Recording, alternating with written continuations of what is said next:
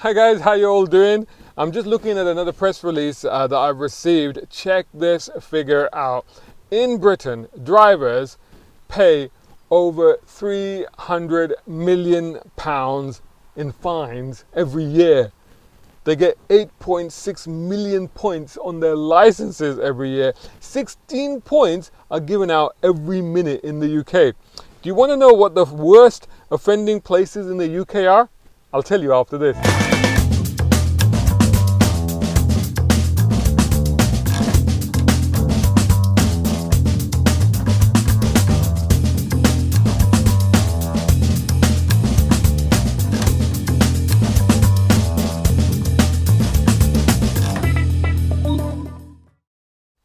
Okay, so here we go. Number one on the list I'll count down the top 10. Number one on the list with 22% of the fines. This is 22% of fines per car, so it's as a proportion, as a ratio of the number of cars in the market. So this data, by the way, is from Moneyshake. I think it's a leasing company. The data shows that Norfolk has the most of motoring offences overall, with a total of 106,876 fines issued, compared to cars registered in the Norfolk Police Force area, 485,188. So that's how many cars actually registered there. That's equivalent to 1 in 5 drivers. So that's 22% are hit with a fine per year. So what they're looking at is the number of cars in that area and what proportion of the drivers of those cars are getting fines. And so they're rating the areas based on that. So Norfolk is the highest with 106,000 plus fines, as I've already mentioned. Number 2 is Bedfordshire, and that's with 77,000 plus cars, plus fines, sorry, and that's at a rate was pretty close at 21.6%. Then you have, I should just mention actually, I'll get to it. Number 3 is North Yorkshire, and that's 90,000 total fines, but that is 21.5%. Then you got Humberside at 55,000 fines, and they're on 19.6%. Next up at 18.9% is West Yorkshire. That's at 202 plus 1,000 fines, over 1 million cars registered. Wow, that's a big old area. That's a lot of cars that they're taking into account. So I guess, that's not too bad, I suppose, if you want to put it that way. At number 6, at 17.9% is North Hampshire. That's 74,400. And then at number 7 is Merseyside, and that's at 89, well, nearly 90,000 fines. That's at 15.7%. And then, of course, you've got London metropolitan area. That's at number 8, and there's 1.95, so nearly 2 million cars registered, right? 305 plus 1,000 fines. At number 8, it's at 15.6%. So actually, you know what? I was expecting London to be a lot worse than that. So actually, that's not too bad if you think about it. 15.6% compared to Norfolk at 22%. What happens in Norfolk? Well, Lotus is based in Norfolk, isn't it? I wonder if there's a connection.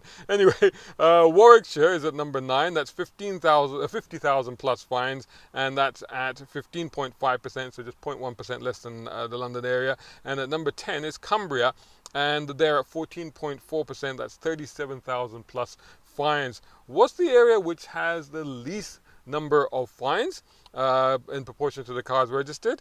That's Wiltshire. Isn't that near Bristol somewhere? That's Wiltshire. They have only 2,656 fines issued. This is all based on 2019 data compared to nearly 500,000 registered vehicles.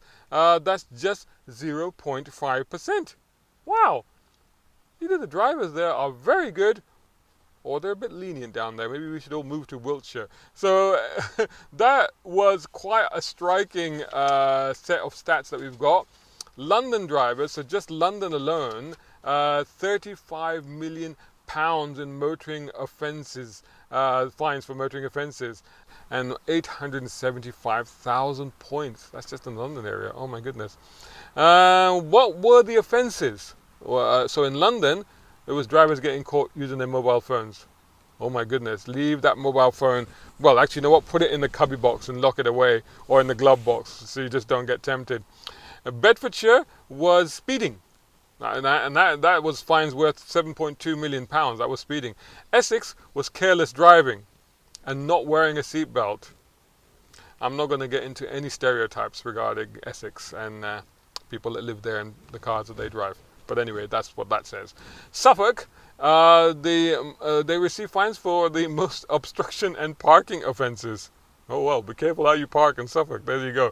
So that is interesting.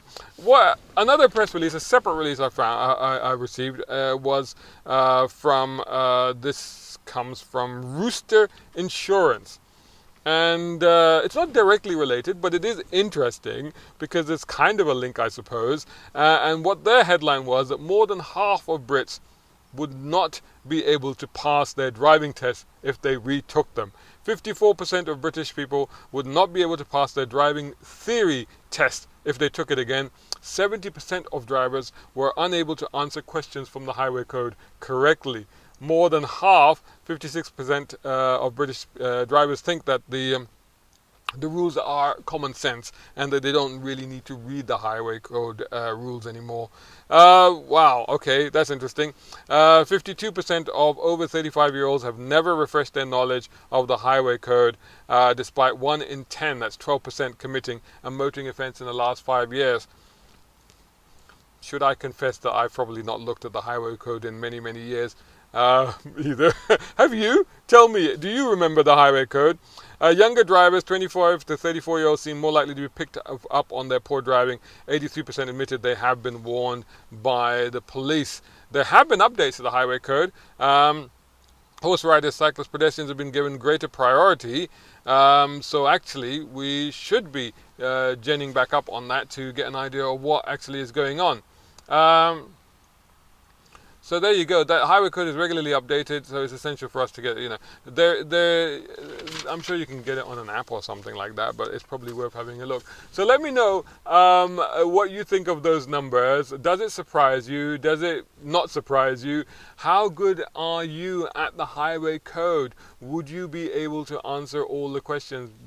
Tell me something interesting that you've learned from the latest updates of the highway code that maybe most people aren't aware of. Leave that in the comments above below, elsewhere, wherever you're watching this video.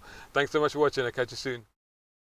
Hope you enjoyed that video. If you did, make sure you're subscribing to youtube.com/browncarguy and hit the bell icon and turn on notifications so you don't miss any of my videos. Whilst you're at it, subscribe to browncarguy.com and follow me on social media by just searching for my hashtag. That's on Instagram, Facebook, Twitter, and even on TikTok. If you love my content, then please consider sponsoring and supporting it, and you can do that over at patreon.com/browncarguy. And you know what? You can use my platforms to promote your product, service, or brand. My YouTube channel is now closing in on 3,000 subscribers as I record this. Total views are nearly 500,000, and the reach just over the last month is nearly 1 million. So join these amazing people as my patrons, including Mohammed Umaid in the UAE, Partha in India, a tech guru and social media consultant. Find him on parthans.com. Tom Conway Gordon here in the UK, Isaac Beauchard in the US. He's got some great deals on cool cars at bespokeautos.com.